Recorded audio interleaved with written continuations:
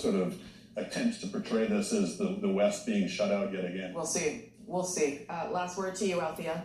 Just a few things. So on that is something that the Liberals were quite concerned about, which is why Mr. Carney spent the last day going to Saskatchewan, going to Alberta to make that case, to hoping to grab seats that they otherwise did not have. I think it's not a thing about democracy if there are no parties, smaller parties in the House. I think it's just, if the balance of power is the Bloc Québécois, it is an opening for the Conservatives to say that it's an illegitimate coalition, much like they did in 2008, which basically means that we will have another election. But it's not a coalition. It's just a one party helps another, right? Right, but they framed the last supply and confidence agreement as a coalition. The just Bloc because isn't about to sign a supply and confidence agreement. Of course not.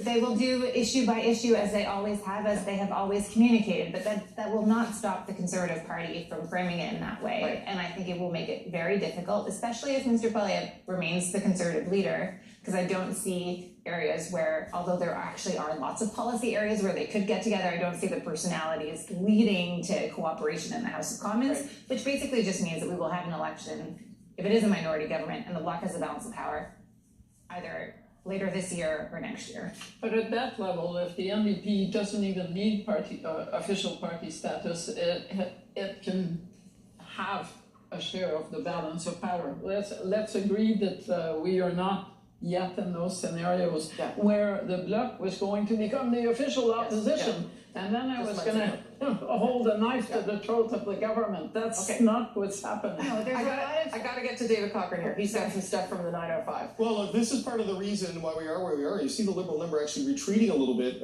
Right now, they are only at 65 seats in Ontario. They are down 10, down 11. And I'm going to look at the Greater Toronto area, and this gives you a sense of where we are right now. So you can see here, Mississauga has blue, Brampton is blue, another Brampton is blue. So Peel region has been breached by the Conservatives at this point in time. As we were saying earlier, this is the gate that they need to break down and get closer to the downtown part of Toronto if they're going to make it more of a game at the top line numbers, but certainly in Ontario. And the Liberals are having a little bit of a struggle, at least at this hour of the night. Similar story, there we go, in Vaughan Woodbridge. This is a Conservative-held seat.